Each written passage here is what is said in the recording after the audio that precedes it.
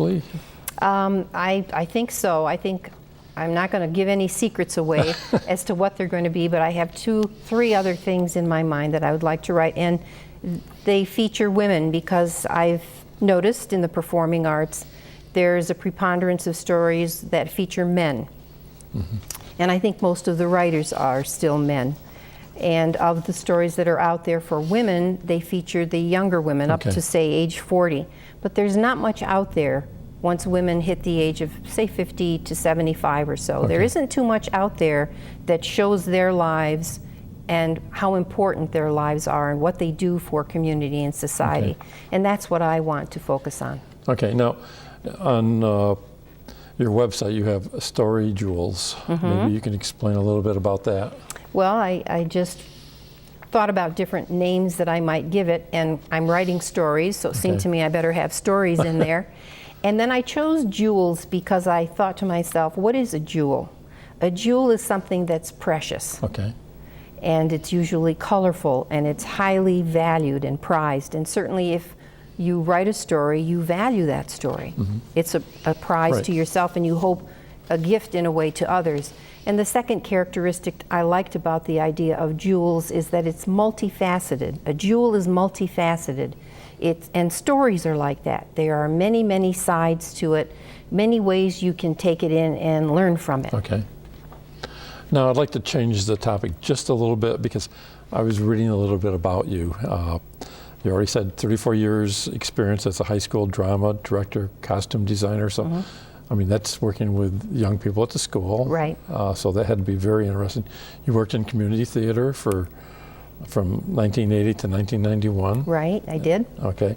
Now explain to me, you're a general contractor on 2 home builds? Yes, my own home. Okay. The first home, when I was married, we built our first home, and we'd been hunting around for a home and taking it to contractors, and they wanted so much money we couldn't possibly afford it.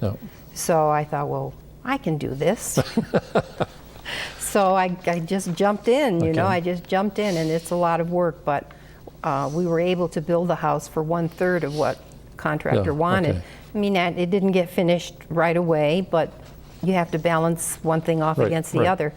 And then many years later, I was divorced by then, and knowing I was going to retire shortly, and I built a second home, and I was the general contractor for that as well.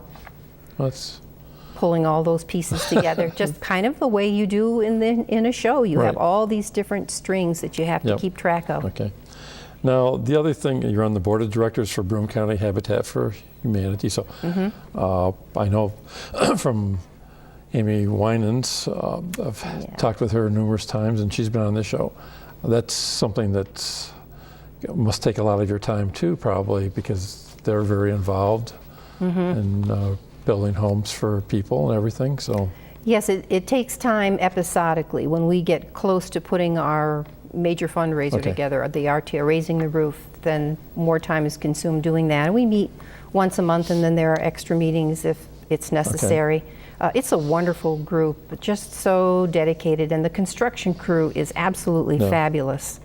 They have done so much for the flood victims, and there just seems to be no end to their willingness to give. Now, also on your website, it says here, Response to Intervention, RTI. Maybe you can explain what exactly is this?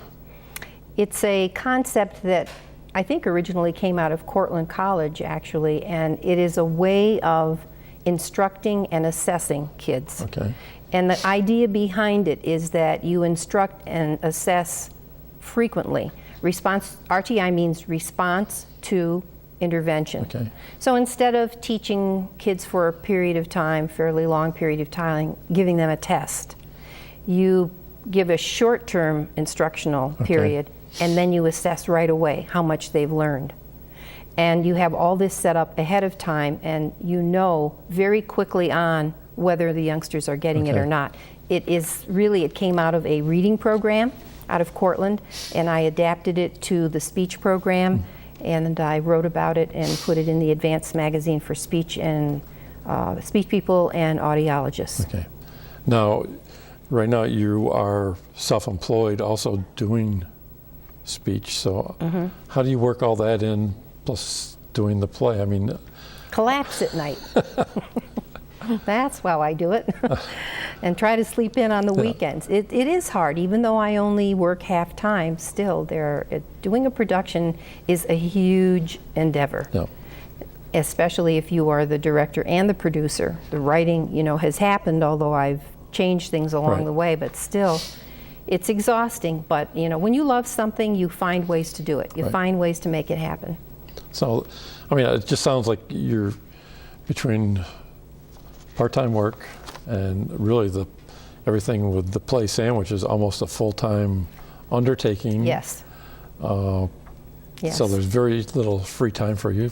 Right. I have to kind of almost mark on the calendar when I'm going to mow the lawn. Okay. Otherwise, it doesn't happen.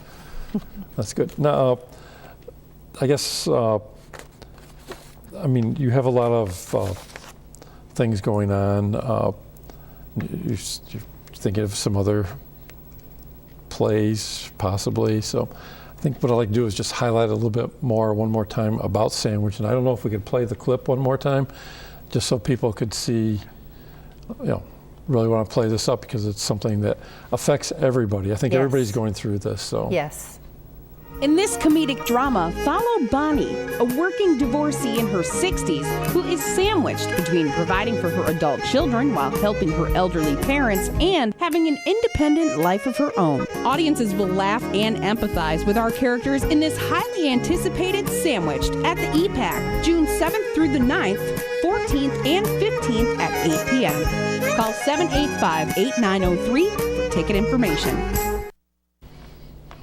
Okay, now we have the poster behind us about the show. It's going to be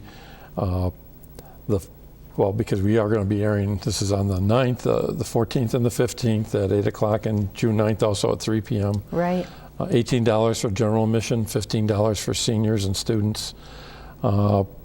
Can you buy tickets at the door, or do you need to have reservations first? You can buy tickets at the door, but I would advise calling. That just assures you that you're going to get a seat, but I'm sure you can buy tickets at the door as well. Okay.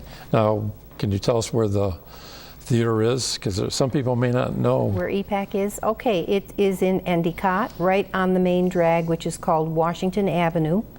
So you just need to get yourself to Endicott and find Washington Ave, and that's not hard to find. It's right around where the IBM buildings are, and you'll see a big marquee because it was once a movie theater. So they have a big marquee out front, and it'll have the title right up there, Sandwiched. Okay, and then there are tons of public parking lots on either side of Washington Avenue, so it's not like, I mean, if there's no place on the street, you just have to go maybe a block on the other side of Washington Avenue, and there's lots of places to park. And I think most of the places are free anymore, so it's not like you don't have to pay for parking in order to go. So there's a lot of availability. Should be easy for folks that want to go. So maybe, once again, just highlight a little bit about the play to us. All right, you're following Bonnie's story, and you'll see right here, well, in the picture, she is caught between needing to help her aging parents who are around 90, but still trying to help her adult children because of the economy, and they can't find jobs, or they find jobs and then they lose them. But at the same time, she really wants to have more time for herself and not have everybody be dependent on her every time she turns around. And she finds her way through this, and she finds her way to find a little bit more time for herself. And that's a message that I want people to hear and that I want women to hear. You can do it. Okay, so I guess this show is just not for women to come, but it's open for families to attend. Yes, I mean, absolutely.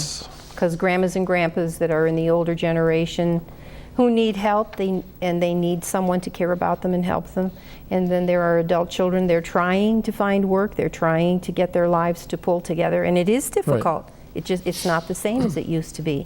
So everyone gets to say their piece about what their life is like and why they need to do what they do.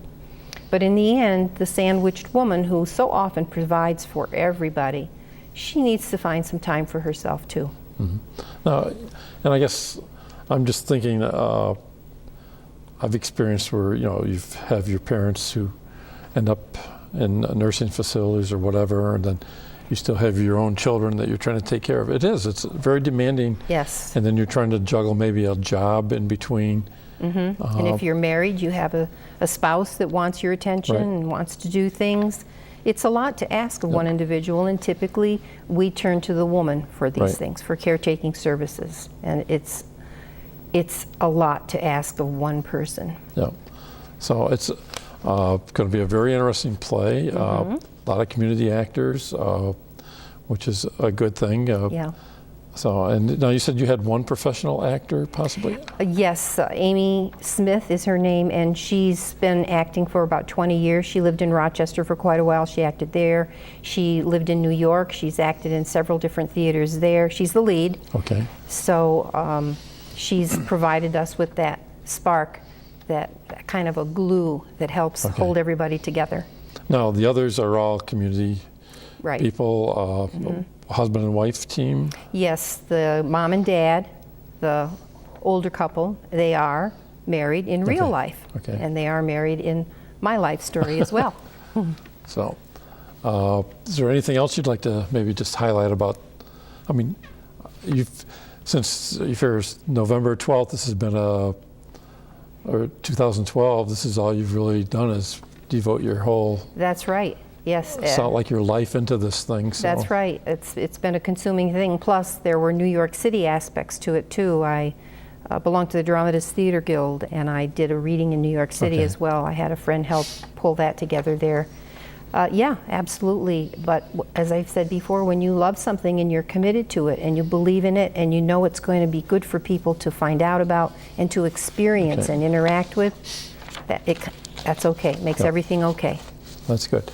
So just for everybody out there, Sandwich is a play. It's going to be at the Endicott Performing Arts Center on the June 9th at 3 o'clock. Also on June 14th and 15th at 8 o'clock. $18 general admission, $15 for seniors and students. You can call the theater for reservations, and that number is 785-8903, although you can Just show up. So I want to thank you so much for coming in and sharing this life experience with us and what you've done to, produce this play, write this play, and hopefully it's going to be a great success. I hope so too, and I appreciate the opportunity to be able to come and speak live to people about it. Thank you very much. Okay, on behalf of Broome County Council of Churches, we wish you a great day.